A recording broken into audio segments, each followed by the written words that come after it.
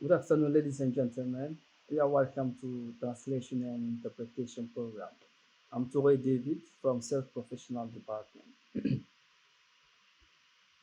Today's video concerns about the types of interpretation as stated in the previous video. We have consecutive interpretation, we have simultaneous interpretation, and ear voice span interpretation. What is consecutive interpretation? It is an interpretation in which the speaker makes a speech and pauses. The interpreter reproduces what the speaker has said in another language for audience. During this interpretation, the interpreter has choice to add information if is to make the audience understand and is not modifying the main meaning of the speech. You can restrict or deviate if some words of the speech are not necessary to the main meaning of the speech. You have to listen to the speaker very carefully. You have to be well focused, and at times you can take note if you know that your memory cannot recall all the statistical data or figures. You can politely ask questions if you have failed to understand some part of the speech. You ask questions to improve the interpretation. You don't ask questions to improve your personal edification. In addition to that, avoid repetition. Avoid the unnecessary linguistic manipulation or articulation in order to convey your message to the target language, which is not interesting for the audience. They are here to understand. So, ladies and gentlemen, let's have an example of consecutive interpretation through my 3D animation scenario. Thank you.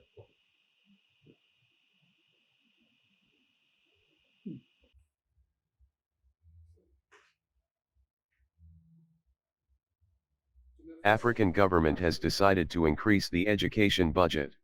Les gouvernements africains ont décidé d'augmenter le budget de l'éducation. This increase's purpose is to train the young generation in advanced technology, artificial intelligence, and engage them in the manufacturing of semiconductor, electric vehicles with the government subsidies. Cette augmentation a pour but de former la nouvelle génération dans les technologies avancées, l'intelligence artificielle, et les engager dans la fabrication des semi-conducteurs, voitures électriques avec la subvention du gouvernement. Most of the high-tech components that constitute them are in Africa, such as cobalt, nickel, and lithium, and so on. La plupart des composants ou dispositifs qui les constituent se trouvent en Afrique tels que le cobalt, nickel, lithium et ainsi de suite. C'est le futur. This education budget aims at keeping ourselves abreast of the development in long term. Le budget de l'éducation vise à nous mettre à jour du développement technologique à long terme. I appeal to you, the young generation, for your efforts and sacrifices to make the difference, and our ancestors will be proud of you. Je lance un appel à la nouvelle génération de faire la différence et nos ancêtres seront fiers de nous. If we don't make it, who will make it for us? Who will make it for us? It is not magic. Let's work hard and harder than never before. Si nous le faisons pas, qui le fera pour nous, qui le fera pour nous? Ce n'est pas de la magie. Travaillons dur, plus dur que jamais.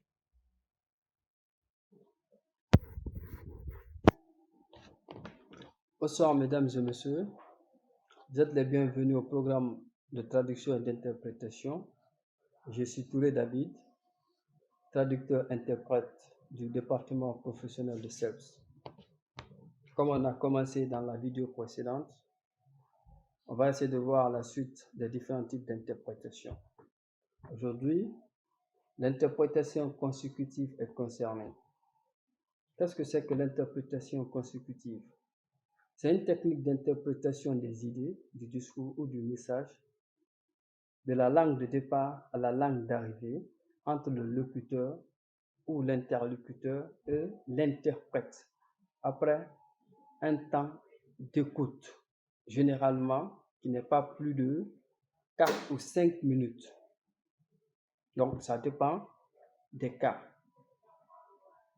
Dans cette interprétation, l'interprète doit prêter attention à ce que le locuteur dit, se concentrer là-dessus. Tu ne l'écoutes pas pour un jugement de validation ou d'invalidation. Tu l'écoutes pour savoir comment je vais reproduire ces idées-là dans la langue cible. Contrairement à un psychanalyste qui écoute son patient pour détecter les indices sur son état psychique. Tandis que le locuteur, ce n'est pas pour détecter les faiblesses ou les qualités du locuteur, c'est pour juste pouvoir reproduire dans la langue d'arrivée. Vous pouvez aussi prendre note pour organiser vos idées, les hiérarchiser, aussi pour prendre les chiffres ou bien certaines données ou certaines séquences ou de noms propres que vous ne pouvez pas retenir facilement. Mais il y aura aussi une vidéo spéciale sur la prise de notes, les techniques, les conseils pratiques sur ça. Lors de cette interprétation, vous pouvez aussi éviter les répétitions.